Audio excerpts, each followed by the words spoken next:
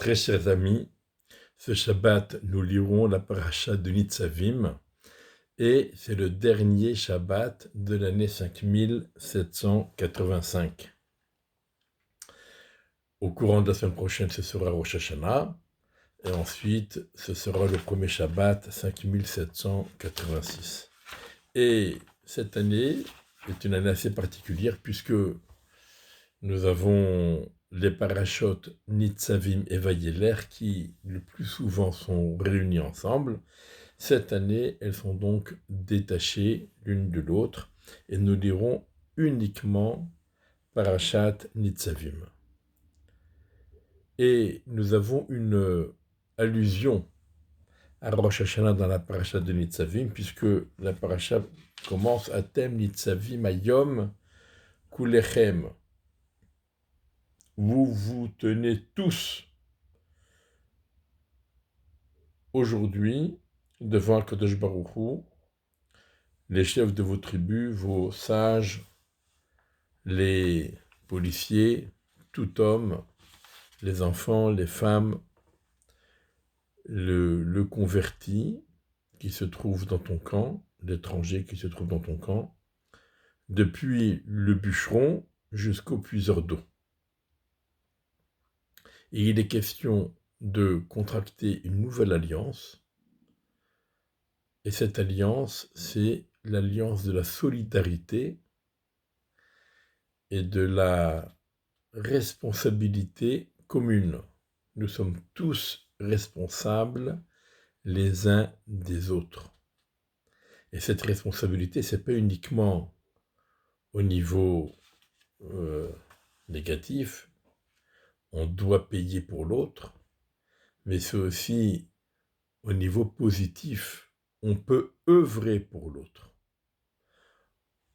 On peut accomplir certaines mitzvot, entre guillemets, par personne interférée, par messager. Voilà. Si quelqu'un ne peut pas faire une mitzvah, il peut demander à quelqu'un d'autre de la faire à sa place et de l'en acquitter. Donc tout ça, ça fait partie de la solidarité et de la responsabilité commune. Mais Atem Nitzavim Hayom, le terme Hayom, rappel est une allusion, bien sûr ce n'est pas le sens simple du verset. Dans le sens simple du verset, le Hayom en question, le jour en question, c'est le Set Adar, le jour où Moshe Rabbeinu va quitter les Béné Israël. Mais dans la terminologie, le mot Hayom fait allusion au Rosh Hashanah. Le jour de Rosh Hashanah, nous sommes tous présents et nous nous tenons devant Akadosh Baruch Hu, du plus grand au plus petit, pour se faire juger. Et comme nous l'avons dit, la responsabilité, la solidarité commune font que il y a un équilibre qui se crée entre les uns et les autres. Et Bezrat Hashem, nous serons tous inscrits pour une année Shana Tova, en tout cas, une année de vie et une bonne année. Et donc justement, le mot Tov et Tova est le mot qui apparaît, qui est le plus souvent utilisé pendant cette période. Sans arrêt, Shana Tova, Shana Tova, Shana Tova. Et ce n'est pas uniquement dans nos échanges avec nos amis les uns et les autres, mais aussi dans la paracha. Déjà dans la paracha de la semaine dernière, le mot Tov apparaît plusieurs fois, mais dans notre paracha, à la fin, il est écrit « Re'e natati lefanecha hayom et hayim vetatov » Regarde, j'ai placé devant toi aujourd'hui, donc encore hayom, c'est une allusion à Rosh Hashanah, et hayim vetatov, la vie et le tov, le bien, le bon, le bien. Vetamavet vetara, et la mort et le mal, etc. Et on nous dit Ubacharta bachayim leman tihye ata v'zarecha. Tu choisiras la vie. Bon.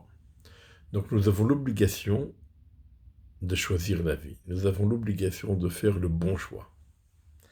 Et le mot Tov, qui apparaît dans la paracha et qui est au bout de notre langue pendant cette période, et qui va être répété de nombreuses fois très bientôt à la fin de la fête de Sukkot, quand nous lirons la paracha de Bereshit, Kitov, Kitov, Kitov, Tov Meod, etc. Eh bien, nous devons nous poser la question, que signifie le mot Tov? Quel est le concept de Tov? Qu'est-ce que ça veut dire le bien? Et alors, j'ai écouté donc un doctorat du Rav Aaron Levi et je ne peux m'empêcher de le partager avec vous parce que je pense qu'il est très pertinent. Il rapporte, au nom de nos sages, de nos maîtres, que Tov,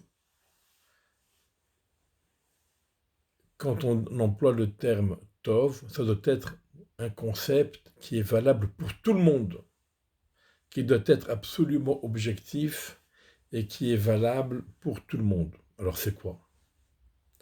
Alors il nous dit la chose suivante. Tout homme qui vit doit se mettre des objectifs. Quelqu'un qui n'a pas d'objectif, on ne peut pas dire qu'il est vivant. Un homme vivant, c'est un homme qui avance, c'est un homme qui œuvre. Et quand on veut avancer, il faut bien avancer vers quelque chose. Donc on doit établir des objectifs. Ce qui est bon, c'est ce qui nous rapproche de l'objectif que nous nous sommes impartis. Et quel qu'il soit, c'est vrai un tzaddik va se mettre un objectif, un très bel objectif. Tout ce qui le rapproche de cet objectif, c'est Tov. Et si ça le rapproche beaucoup de cet objectif, alors c'est Tov Meod, c'est très bien. Un rachat aussi, il va se mettre des objectifs dans la vie, des objectifs que pas tout le monde apprécie, mais ce sont des objectifs. Tout ce qui va lui permettre de se rapprocher de ses objectifs, pour lui c'est Tov. Tout ce qui nous éloigne de nos objectifs, c'est mal, c'est le Ra. Le Tov, c'est ce qui nous rapproche de nos objectifs, et le Ra, c'est ce qui nous éloigne de nos objectifs. Mais ce n'est pas suffisant.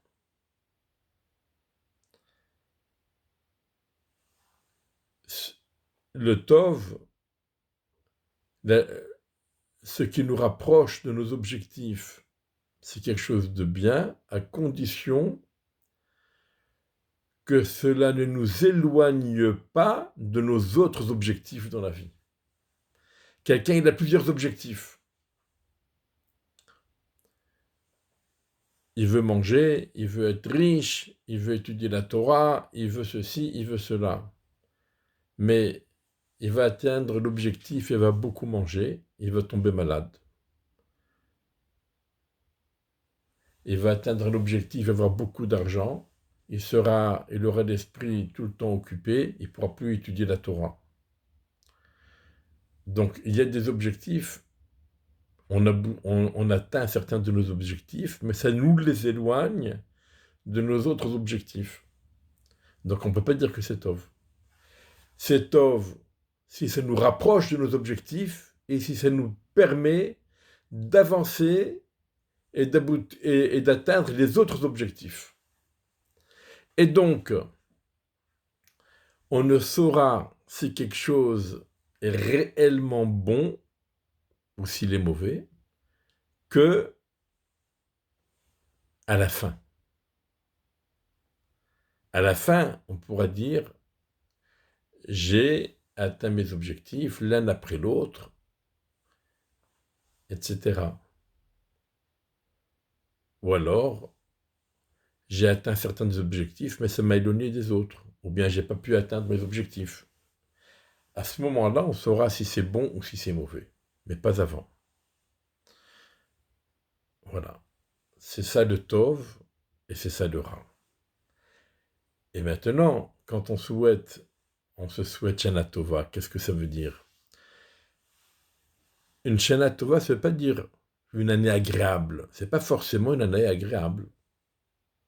Mais c'est une année où on va se rapprocher de nos objectifs. Et que, en se rapprochant de nos objectifs cette année, on pourra établir d'autres objectifs et avancer toujours plus loin.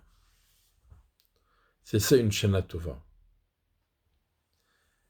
Et maintenant, nous devons donc nous rappeler ce que dit le Messilat Yesharim dans son introduction.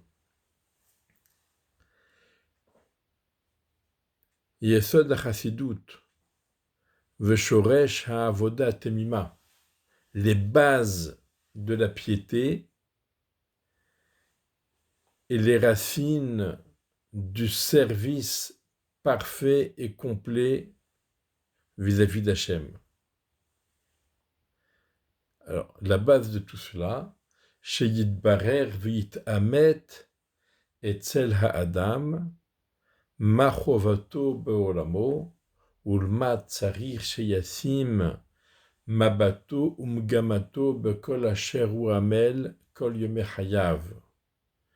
Que ce soit clair et que ce soit véridique chez chacun d'entre nous, quelles sont nos obligations et vers où devons-nous nous diriger et investir toutes nos forces dans tout ce que nous ouvrons pendant notre vie, Bekol Yome Hayav, durant toute la période de notre vie.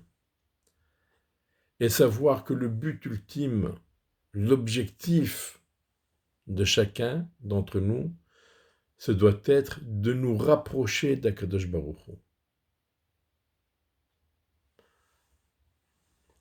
Tout ce qui contribuera à nous rapprocher d'Akadosh Baruch Hu, c'est considéré comme Tov. Et tout ce qui nous éloigne d'Akadosh Baruch Hu doit être considéré comme Ra. Tout ce qui va contribuer à nous rapprocher d'Akadosh Baruch Hu étape par étape, d'année en année, eh bien on doit l'acquérir, on doit le prendre pour nous, l'utiliser à bon escient pour justement atteindre cet objectif. Et par contre, tout ce qui pourrait nous éloigner d'Akadosh Baruch Hu un tant soit peu, on doit s'en séparer et on doit le laisser de côté et surtout ne pas le prendre pour nous. Voilà, c'est ça une Shana Tova et c'est ça au Baharta, c'est ça que Dieu a mis devant nous, la vie et le bien, la mort et le mal. La vie et le bien, ça veut dire une vie où on se met des objectifs, celui d'avancer de se rapprocher d'Akadosh Baruch Hu, et il nous donne les moyens pour cela, et c'est ça le Tov, ce sont tous les moyens qu'Akadosh Baruch Hu nous accorde pour qu'on puisse avancer et atteindre nos objectifs, nos bons objectifs. Et la mort, c'est la perte d'objectifs, et le Ra, c'est tout ce qui nous éloigne de nos objectifs. Voilà. Donc, Shana Tova à tous. Et on rajoute Umtuka. Shana Tova, Umtuka. Pourquoi on rajoute Metuka? Pourquoi ça ne suffit pas de dire Shana Tova? Parce que justement, Shana Tova, ça ne veut pas dire une année agréable et plaisante. Shana Tova, cela veut dire une année où on aura les moyens et où on pourra progresser et se rapprocher de nos objectifs. Mais ce n'est pas forcément agréable et plaisant. Des fois, c'est dur, c'est difficile. Et donc, c'est pour cela qu'on se souhaite également Umtuka, que cette démarche se fasse de façon plaisante et agréable et qu'on ne soit pas, euh, qu'on n'ait pas l'envie de tout lâcher parce que c'est trop difficile et parce que c'est désagréable et qu'on n'apprécie pas, on ne ressent pas le plaisir. Non, que ce soit matoc, malgré la difficulté, mais que ce soit agréable, qu'on le ressente et qu'on soit toujours encouragé à aller de l'avant. Donc Shabbat Shalom Umvorach, ce sera le dernier pour cette année 5785, et Shana Tova Umtuka pour l'année prochaine, Bezrat Hashem. Et bien sûr, cette Shana Tova, c'est pas uniquement pour nous, mais c'est pour tous les bénis Israël, ceux qui habitent en Eretz Israël et ceux qui habitent en dehors d'Eretz Israël. Et on a une pensée très particulière et très forte pour tous nos soldats qui risquent leur vie pour la protection d'Eretz Israël et du peuple d'Israël. Et a une pensée très forte également pour tous les otages, qu'Akadosh Baruch Hu les ramène avant la fin de l'année. Cette année hébraïque. Qu'Akadosh Baruch Hu nous les ramène au mieux. On pense très fort à tous. Shabbat Shalom, Umvorach.